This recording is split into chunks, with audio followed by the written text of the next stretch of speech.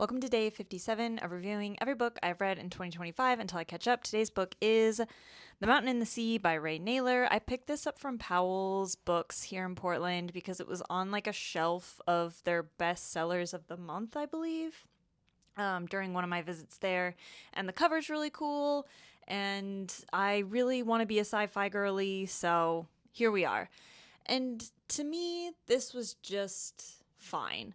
I think my problem with this book specifically was I just couldn't connect with the story because the timeline jumps around just enough to where I was starting to struggle following, but not enough to where it felt like a choice. Because, like, there's sometimes when, like, the timelines are so wonky and weird and everything's like so out there and weird that you just kind of have to be like, okay, like we're just taking a back seat to like trying to figure out what's going on, and we're just letting this weird story unfold.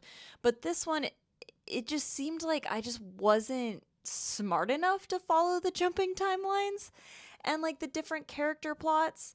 And a lot of the characters were very bland to me, which again made it difficult when we were jumping from like plot to plot to know which character I was supposed to be following. So I think it's a fairly interesting story, but just the characters were just very bland. So it made it difficult for me to follow what was going on because all the characters felt the same. And then the ending felt a little contrived.